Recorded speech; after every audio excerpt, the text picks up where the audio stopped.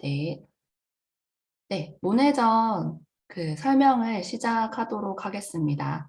일단 안녕하세요. 저는 이승연이라고 하고요. 네, 저는 서양화 작가로 열심히 지금 그림 그리면서 활동을 하고 있습니다. 그래서 오늘 저는 모네 르누아르 전이지만 여기서 그냥 모네만 네, 설명을 해드리는 걸로 그렇게 네, 맡게 되었습니다. 일단 저는 이제 사실 르누아르보다는 모네를 더 좋아하거든요. 그래서 르누아르는 인물을 굉장히 아름답게 그리셨고요. 모네는 인물도 이렇게 앞에 보시면 이렇게 인물도 그리긴 했지만 사실 풍경에 더 좀 초점을 맞춰서 그리셨어요. 그래서 인물도 사실 풍경의 하나로 보고 그리셨다라는 느낌이 제가 작품을 보는 내내 들었었거든요. 그래서 그런 점도 한번 포인트로 봐주시면 좋겠고요. 그래서 일단 요거 하는 이렇게 나중에 개인적으로 보실 때 이렇게 사용하는 법을 제가 잠시 말씀을 드릴게요. 일단 이 커서를 밑으로 갖다 대시면 이렇게 이 메뉴가 있어요. 화면 보시면. 그래서 이제 좌측에 하단 좌측에 메뉴가 여러 개가 있는데 어, 이렇게 하이라이트별로 보실 수도 있고요. 그래서 이렇게 한번 뭐 클릭하면 네, 이렇게 바로 그림 앞으로 갈 수 있는 이런 메뉴가 있고요. 그리고 옆에 또 재생 버튼이 있어요. 그 재생 버튼을 누르시면 그냥 알아서 네 이렇게 그냥 알아서 보여줘요. 계단 쓱 올라가서 네 다른 그림들도 보여주고 이런 기능이 있고요. 그다음에 미니어처 보기라는 또 기능이 있어요. 이렇게 좀 작게 전시 공간을 이렇게 한눈에 둘러보실 수가 있고요. 그리고 옆에는 평면도 보기가 있어요. 그래서 평면도 이렇게 보실 수가 있고 그리고 또 평면도 옆에 또 하나는 층 선택해서 보실 수가 있어요. 그래서 지금은 2층이 보이는데 여기 1층을 누르면 2층이 이렇게 사라지고 1층을만 이렇게 보실 수도 있어요. 그래서 네, 이 기능을 한번 쓰셔서 나중에 개인적으로 관람을 해보시면 될 것 같습니다. 그러면 저는 하이라이트 기능을 이용해서 네, 본격적으로 모네에 대해서 말씀을 드리겠습니다. 마우스 휠을 이렇게 사용하시면 확대를 해서 보실 수가 있거든요. 네, 일단 네, 플레임은 클로드 모네이고요. 어, 일단 1840년에 태어나셨어요. 돌아가신 건 1926년인데, 그러니까 86까지, 6세까지 사셨어요. 그래서 네, 저 때로서는 꽤 오래 사신 거죠. 그림 열심히 그리셨고요. 저 나이 때까지요. 음, 이 모네의 사진을 한번 보실게요. 모네의 사진과 그림을 보시면 네, 그림도 있고 사진도 있는데 여기 중간에가 모네가 스스로 그린 자화상이에요. 마흔 중반쯤에 본인을 그린 것이거든요. 그래서 제가 찾아봤을 때는 사실 모네가 스스로를 그린 거는 몇 점 없어요. 그 몇 점 없는 중에 한 점이고요. 그리고 이 오른쪽에 이 또 그림은 르누아르가 당시에 같이 활동하던 인상파로 활동하던 르누아르가 모네를 그린 그림이고요. 이렇게 보시면 그림이 조금 잘리긴 했는데 이제 손에 붓을 잡고 있어요. 그다음에 한 손에는 팔레트를 잡고 있고요. 그래서 지금 그림 그리는 모습을 르누아르가 또 그린 것 같아요. 그리고 제일 좌측에 보시면 이제 모네가 좀 할아버지가 되었을 때 사진을 찍은 건데, 그러니까 인상이 좀 다들 어떻게 느껴지실지 모르겠네요. 저는 이렇게 모네의 눈빛이 굉장히 인상적이었거든요. 이렇게 본인 자화상을 그린 것도 그렇고, 네, 이 사진에서도 그렇고, 그래서 되게 좀, 야, 예술가 같다라는, 예술가의 포스가 좀 느껴진다라는 이런 느낌이 저는 좀 있었어요. 네, 그럼 이제 본격적으로 모네의 그림을 한번 보시겠습니다.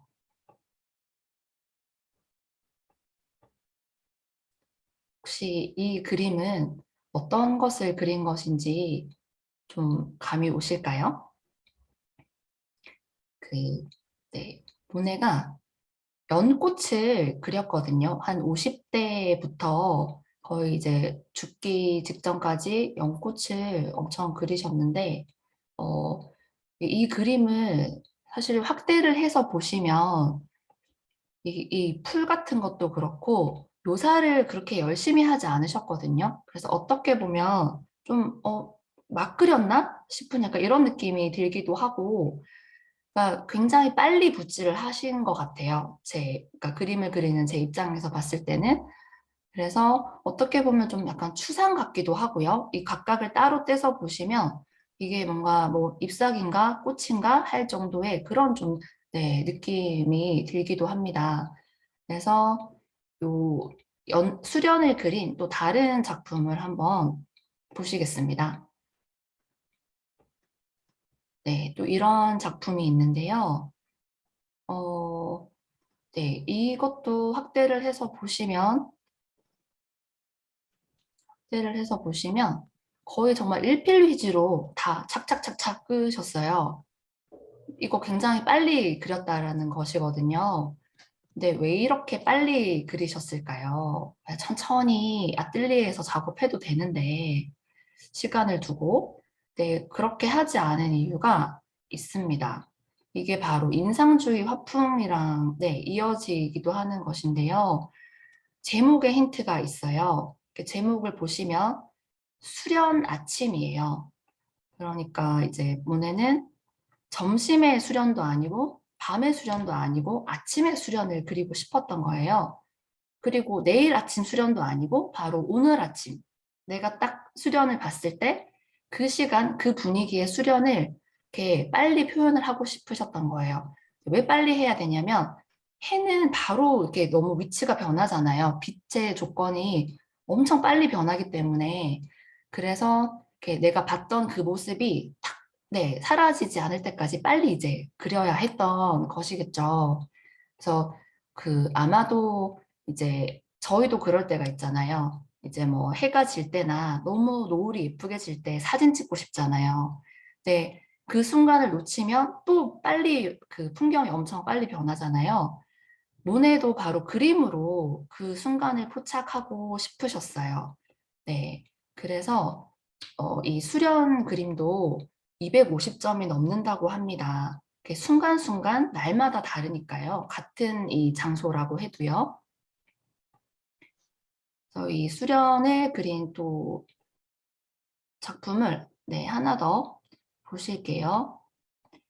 네, 이것은 일본식 다리 수련이라는 작품인데요. 네, 이 수련 작품들은 거의가 한 50대, 70대, 80대까지 작업을 하셨어요. 이것은 이제 모네가 음, 정원을 만들었거든요. 이 작업을 위해서. 본인 집도 있고 바로 옆에 정원을 이렇게 만드셨어요. 그래서 보시면 여기 버드나무도 직접 심고 꽃도 심고 네, 수련도 심고 이렇게 해가지고 이때 정원사가 5명이 같이 일을 했었다고 해요. 그래서 정원을 굉장히 열심히 관리를 했고 거의 작품이라고 생각할 정도로 그렇게 생각하셨다고 해요. 그래서 나중에 파리에 놀러 가시면 여기가 지베른이라는 곳이거든요. 그래서 네, 유명한 관광지예요. 모네 때문에. 여기 가시면 모네 아뜰리에도 보실 수 있고 집도 보실 수 있고 이 정원도 관람하실 수 있으니까 관심이 있으시면 가보시면 좋을 것 같고요. 네, 그리고 여기가 바로 이 그림의 여기 일본식 다리 위에서 모네가 여기 이렇게 예, 위에 올라가 있죠. 그리고 또 한 곳 만약에 네, 프랑스를 가신다. 그래서 모네 그림이 마음에 드신다라고 하셨을 때 추천드리고 싶은 곳은 오랑주리 미술관이라는 곳이에요. 이 미술관 자체가 모네 그림 이 수련 작품을 위해서 만들어진 곳이거든요. 그래서 총 길이가 75m에 달한다고 합니다. 그래서 굉장히 좀 경건한 느낌도 있는 곳이고요. 그래서 꼭 한번 가보시면 좋을 것 같습니다. 그러면 이제 모네가 거의 말년에 그린 작품을 보셨으니까 저는 시간을 좀 거꾸로 올라가서 모네가 젊었을 때 그린 그림을 한번 보겠습니다. 네, 이것은 생 타드레스의 테라스라는 작품이에요. 이건 모네가 27살 때 그린 그림입니다. 어, 좀 어떠세요? 아까 앞에 그 수련을 그린 그림과 비교하면 조금 다른 느낌 들지 않으세요? 네, 아까 수련보다는 조금 더 꼼꼼하게 자세하게 묘사를 한 것 같아요. 그래서 지금 이 시기 때 20대 후반에 그린 이 그림은 좀 모네가 인상파 화풍으로 가기 전에 과도기적인 작품으로 평가를 받고 있고요. 그래서 이 작품의 비하인드를 좀 말씀을 드리면 이때 모네는 계속 궁핍한 상태였어요. 이제 그러고 이때 여자친구가 까미유라는 이름의 모델 여자친구가 있었는데 당시 모네 아이를 임신한 상태였어요. 그래서 결혼 승낙을 받으러 간 거예요. 이 장면이 막 갔는데 여기 앉아 계시는 이 흰 양산 펼치고 계시는 분은 모네 고모이고요. 그래서 모네 학비를 지원을 해주셨어요. 그 경제적으로 어려운 모네를 위해서 돈을 계속 주셨고, 그리고 옆에는 모네 아버지고 여기는 사촌이라고 합니다.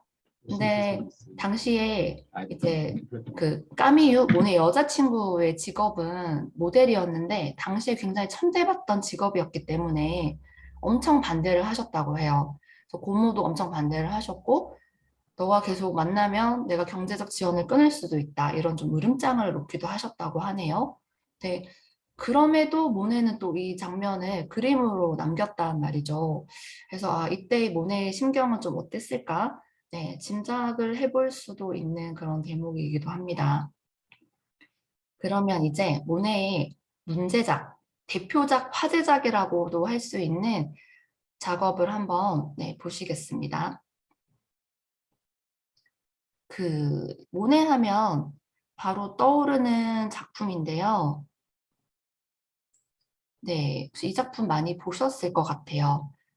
네, 해돋이라는 작품인데 단순 해돋이는 아니고요. 앞에 인상이라는 제목이 붙어 있어요. 그래서 인상 해돋이입니다. 이것도 자세히 보시면, 그러니까 이제 어린 친구들한테 보여주면 이게 뭐야? 라고 할 법한 엄청 어떻게 보면 정말 대충 그렸다 싶은 그런 그림이기도 한데요. 어, 일단 모네는 이때, 해가 올라올 때의 이 느낌을 이렇게 포착을 하고 싶었던 것 같아요. 이거를 모네가 당시에 국전에 냈어요. 나라에서 여는 공모전에 이 해돋이라는 작품을 냈는데 어떻게 됐을까요? 당연히 떨어졌어요. 떨어졌고 떨어졌을 뿐만 아니라 조롱을 엄청 받았다고 합니다. 그러니까 요즘 말로 치면 발로 그렸냐? 약간 이런 이렇게 조롱을 받았다고 하는데요. 네, 지금 봐서는 뭐 그렇게까지 말할 것인가 싶기도 한데 당시에 이 국전에서 대상을 받은 그림을 보면 아마 이해하기가 더 수월하실 거예요. 보시면 이 그림이거든요. 알렉산드로 카바넬이라는 작가가 내서 대상 받은 작품인데요. 보시면 굉장히 다르죠. 같은 물을 그렸지만 이렇게 묘사를 엄청 섬세하게 했다라는 것을 확인할 수가 있고요. 그리고 주제 자체도 굉장히 달랐어요. 모네는 밖에 나가서 내가 내 두 눈으로 직접 본 것을 그렸잖아요. 근데 이때 좀 주류의 그림들은 이런 역사, 신화, 종교 주제로 많이 그렸어요. 이 그림도 비너스를 그린 것이거든요. 그러니까 신화를 주제로 그렸죠. 그래서 사람의 몸도 모델을 분명히 참고해서 보고 그렸을 텐데도 모델 실제로 본 것처럼 그리지 않았어요. 왜냐하면 이 당시에 이상적인 미의 그 기준이라는 것이 있었거든요. 그림 속에 그려야 할. 그래서 그것을 따라서 그린 것이고요. 어, 그래서 당연히 모네가 왜 떨어졌는지 좀 이해가 가시죠. 어, 네. 근데 모네는 사실 성격 자체가 이런 틀에 박힌 거대로 하는 거 굉장히 싫어했다고 해요. 그래서 학교도 맨날 빼먹고 맨날 바다 보러 다녔다고 하고요. 네. 이 고모가 경제적으로 지원을 해줬는데도 그냥 학교에 이름만 걸어두고 친구들이랑 어울려가지고 마음 맞는 친구들이랑 그림 그리고 그런 걸 굉장히 좋아했다고 합니다. 모네는 이 그림을 그리기 전에 영향을 굉장히 받은 작가가 있는데요. 네, 이 그림 그리기 1년 전에 모네가 있던 프랑스에서 전쟁이 났어요. 그래서 모네는 영국으로 도피를 할 수밖에 없었는데 그 당시 영국에서 봤던 영국의 국민 작가가 있어요. 네, 보시면 네, 이 그림을 그린 터너라는 작가인데요. 지금도 굉장히 네, 너무너무 유명한 작가라서 작가로서 터너 프라이즈를 받았다라고 하는 건 굉장히 영예일 만큼 그런 유명한 국민 작가이세요. 그래서 모네가 이 터너의 그림을 보고 네, 굉장히 좀 영향을 받았다라는 네, 그런 평가가 있습니다. 이 터너도 보시면 뭐 이렇게 이렇게 네, 뭐 해가 지는 이런 모습 같은 것을 굉장히 아까 알렉산드로 그림처럼 사실적으로 표현을 하지는 않았죠. 네, 그래서 어떤 이런 좀 찰나적인 느낌을 저희 포착을 했었습니다. 그러면 네, 네, 모네 그림이 이때는 평가를 못 받기는 했는데 말년으로 갈수록 굉장히 인기가 많았어요. 그 심지어 그림을 그리고 있을 때도 누가 사겠다라고 한 사람이 있었을 만큼 인기가 굉장히 많았고요. 지금까지도 굉장히 사랑받고 있죠. 근데 모네 그림이 이렇게 그냥 단순히 좀 예뻐서 네, 가치가 있는 것이 절대 아니고요. 한마디로 네, 지금 해돋이처럼 굉장히 독자적인 길을 갔기 때문입니다. 모네가 이토록 지금까지도 인정받을 수 있었던 것은요. 그래서 음, 아무튼 모네가 그런데 왜 이런 방식으로 독자적으로 이렇게 표현을 했을까요? 알렉산드로 카바닐처럼 그릴 수도 있었을 텐데 사실 당시에는 그러면 훨씬 더 빠르게 작가로 성공하고 돈을 벌 수 있었을 것 같거든요. 그렇게 고생 안 하고. 네, 모네 성격도 있었지만 이때 시대적인 조류가 분명히 있었어요. 그래서 그 상황을 좀 이해를 하시면 훨씬 그림을 보시기에 좋을 것 같습니다. 어, 네, 좀 시대적인 상황을 이 그림을 보시면 조금 더 이해하시기 좋으실 텐데요. 여기는 생라자르 기차역이라는 작품이에요. 보시면 이때 그러니까 2차 산업혁명이 일어나고 네, 이런 증기기관이 나왔을 때였거든요. 그래서 모네도 그러니까 기차 타고 가고 싶은 대로 이동해서 갈 수가 있었어요. 그러니까 모네 그림도 보시면 엄청 다양한 풍경들이 많거든요. 이렇게 좀 이동수단이 발달했던 좀, 네, 그 배경이 있었다고 보실 수 있고요. 그리고 또 중요한 것은 이때 기술이 발전해가지고 보시면 이 밖에서 그림을 그릴 수가 있었어요. 그러니까 지금으로서는 이게 전혀 별게 아닌데, 네, 이거는 르누아르가 그린 모네예요. 밖에서 이제 그림 그리고 있는 모네를 그린 것이거든요. 이때 포터브란 이젤도 만들어졌고요. 그리고 이 그림 하단에 보시면 물감처럼 생긴 게 있는데 튜브형 물감이 이때 네, 발명이 됐어요. 원래는 화가들이 이전에는 무거운 유리병에 물감을 두고 네, 그렇게 썼거든요. 그러면 절대로 밖으로 갖고 나가기가 너무 힘들죠. 사실 근데 저는 튜브랑 이젤도 지금도 챙겨 나가기 무겁거든요. 근데 네, 어쨌든 이 지금 요 시기에서는 굉장한 네, 발전이었죠. 그래서 원래도 모네는 풍경을 이렇게 직접 가서 보고 그리는 거 굉장히 좋아했고 당시 기술도 이렇게 발전이 됐고 네, 그래서 모네는 이렇게 네, 마음껏 좋아하는 자연을 그릴 수가 있었습니다. 그리고 네, 또 모네가 이제를 놓고도 그렸지만 이렇게 배 위에 스튜디오를 만들었어요. 여기는 또 아까 말씀드린 여자친구 까미유가 있고요. 이것은 이제 모네랑 당시 활동했던 마네라는 작가가 모네를 그린 것이라고 합니다. 그래서 이렇게 스튜디오 보트를 마련해서 다 이렇게 왔다 갔다 하면서 그림을 그리기도 했고요. 그래서 거의 모네는 밖에서 그림을 그렸습니다. 그 이제 찰나의 순간을 포착해야 했기 때문에요. 그래서 이제 네, 그럼 다시 생 라자르 역으로 한번 또 돌아가 보겠습니다.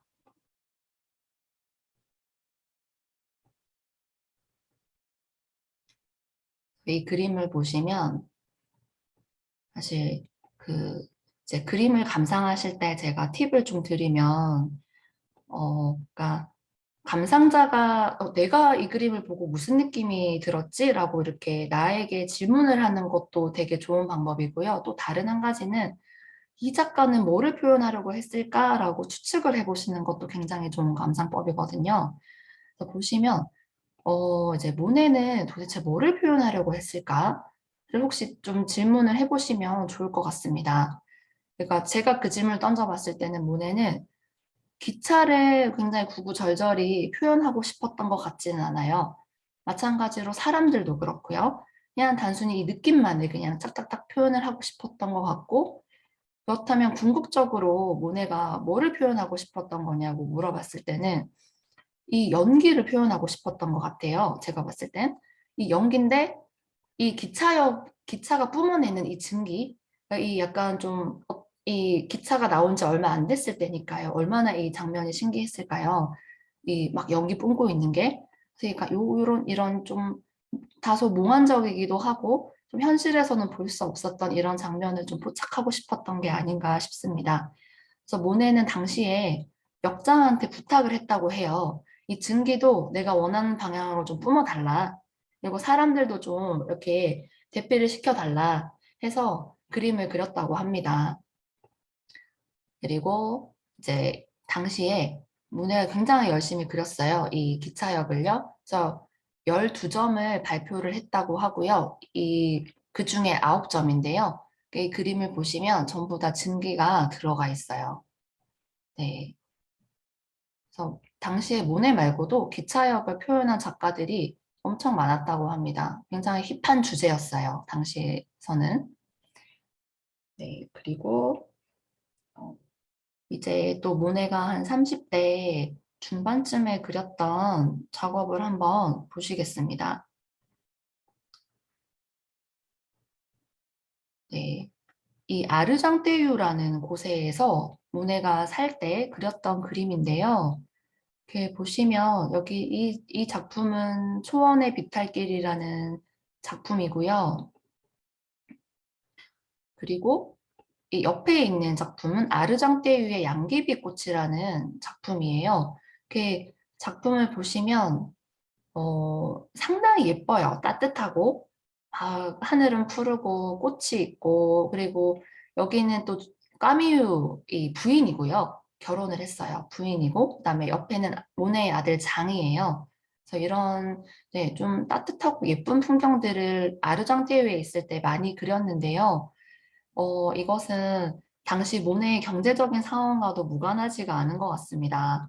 이때 아버지가 돌아가셔서 유산을 받았었고요. 돈이 조금 생겼고, 그리고 이때 너무 중요한, 왜 사주 같은 데서 보면 귀인이 나타난다고 하잖아요. 귀인을 만나게 되거든요, 모네가요. 귀랑리엘이라는 귀인을 만나게 되는데, 화상이에요. 이분이 굉장히 인상파에 있어서는 굉장히 큰 역할을 해주신 분이거든요. 그러니까 인상파가 아직 인기가 있기 전에 이 분이 모네의 그림, 인상파를 비롯해서 모네의 그림을 사들인 거죠. 그러니까 재고로 한마디로 떠안고 있었던 거예요.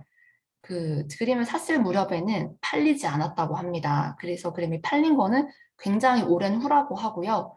이 그림이 뒤랑리엘의 갤러리인데 이렇게 모네의 그림을 여기 걸어가지고 전시를 해두기도 하고 그랬다고 합니다. 그래서 이 뒤랑리엘이라는 분이 굉장히 시대적인 조류를 이렇게 네, 꿰뚫었던 분인 것 같아요. 이때 산업혁명이 일어났다고 말씀드렸잖아요. 그래서 중산층이 생겨났거든요. 그래서 조금 다른 취향을 가진 사람들이 생겨난 거예요. 그래서 이분이 추측을 한 거죠. 이 사람들한테 이 인상주의 작품이 잘 먹히겠다. 근데 그럼에도 빨리 그게 먹히진 않아서 이분이 굉장히 고생을 하셨어요, 나름. 결국엔 잘 되긴 했지만. 그래서 모네도 이분에게 굉장한 은혜를 입었다라고 말씀을 하셨다고 합니다. 그래서 모네도 이 당시에 돈이 좀 생겨서 굉장히 요런 예쁘고 따뜻한 그림을 좀 남길 수 있지 않았나? 라고 네, 추측을 좀 해보고 있습니다. 그리고 네, 또 다른 모네가 40대 중반쯤에 그렸던 그림을 한번 보시겠습니다.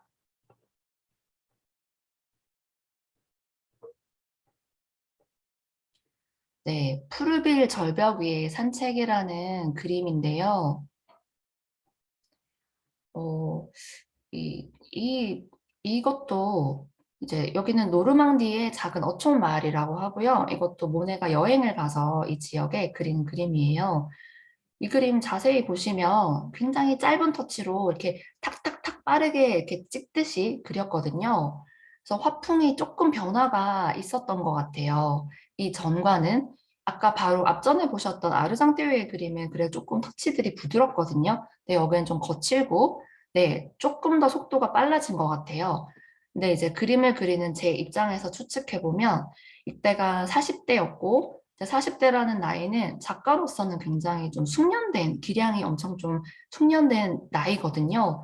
그래서 네, 모네가 좀 자신감이 엄청 붙어서 또 그리지 않았을까라는 추측을 해봅니다. 그리고 이 지역에 있을 때 모네가 부인에게 이제 편지를 썼다고 하는데요. 여기가 너무너무 아름다워서 구석구석을 당신에게 보여주고 싶다라는 편지를 썼다고 합니다. 그리고 네, 이제 옆에 보르디게라 별장이라는 작품인데요.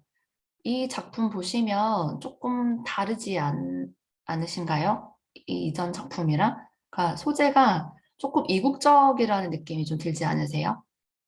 네, 여기는 이탈리아 또 작은 해안가 마을이라고 합니다. 그래서 모네가 물을 되게 좋아하는 것 같아요. 그래서 모네가 어, 이곳에 간 이유는 일단은 좀 영감이 필요해서 다른 그림의 글을 다른 소재가 필요해서 간 것이고요. 그 모네는 여행을 굉장히 많이 다녔어요. 그래서 이제 여기에 가서도 남긴 말이 있는데 이곳의 풍경은 너무 황홀하다, 너무 아름답다. 그래서 보고만 있어도 감미로울 정도인데 그렇지만 이 느낌 자체를 100%내 화폭에 담지를 못해서 너무 고통스럽다라는 말을 또 남겼다고 합니다. 네. 그리고 이제 또 모네가 어, 거의 말년에 네, 거의 돌아가시기 한 네, 얼마 안 돼서 그린 그림을 한번 또 네, 보시겠습니다.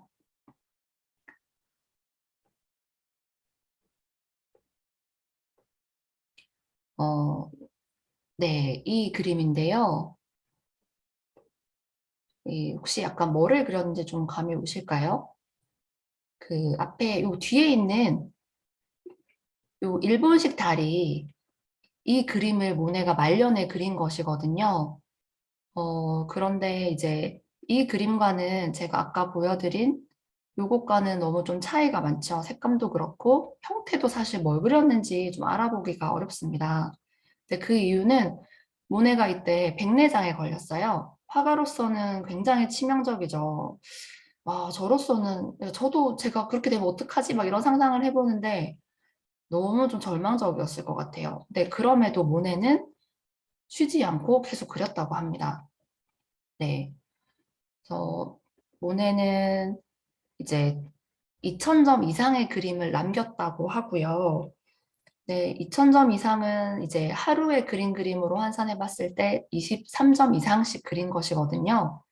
네, 저는 정말 도저히 그렇게 할 수는 없고요. 그래서 아, 이분이 정말 대단하시다라는 생각을 굉장히 많이 했고, 음, 그리고 모네는 다른 젊었을 때 합류했던 인상주의 작가들은 또 다 각자 자기만의 길을 갔는데, 이제 모네만은 끝까지 인상주의 화풍을 지켜나갔어요. 계속 야외에서 활동을 하셨고, 그 순간을 포착을 하셨고, 그래서 인상주의의 끝과 마지막에 계속 있었던 작가이고요. 그래서 인상주의 대가라고 불리는 것이고요. 그리고 제가 굉장히 인상적이었던 것은 그 젊었을 때 가난으로 엄청 힘들고 했지만 그 결국은 자기 뚝심대로 자기 독자적인 길을 개척해 나갔다라는 것이 네, 굉장히 한 작가로서 인간으로서 너무 멋지다라는 생각을 했습니다. 그래서 여러분들도 네, 모네의 좀 이런 정신을 한번 더 네, 마음에 새겨두시면 좋을 것 같습니다. 네, 그럼 이상 여기까지 모네 전시에 대한 설명을 마치겠습니다. 들어주셔서 감사합니다.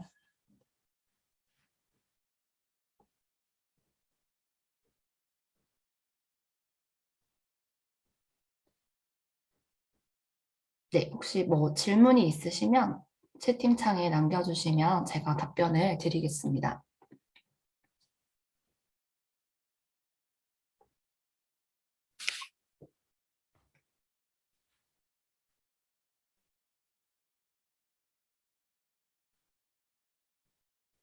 아, 네, 감사합니다.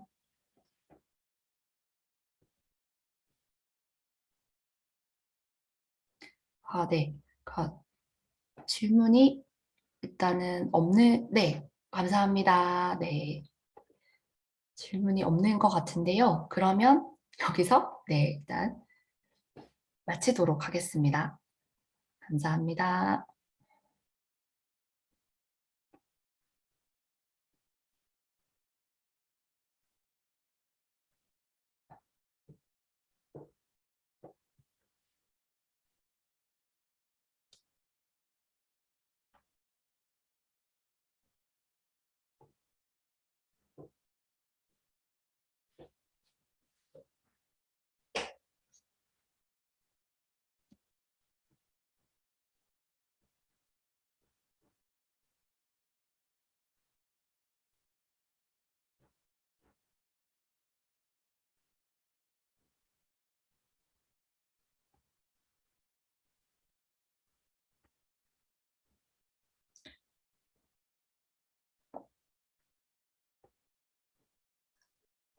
그 조순트님 저희 네, 네네. 이제 이거 사진 회의 사진 같은 거 필요해서 네네. 지금 저희 사무실에서 몇 장 찍을게요. 잠시만. 아, 네, 네. 네, 바쁘지 않으시면. 네.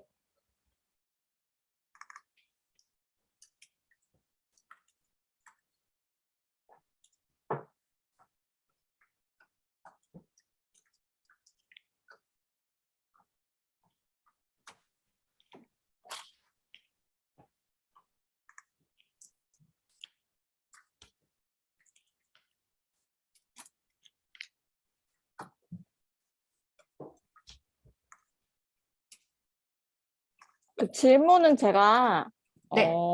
지금 보내드릴게요. 네. 음, 잠시만.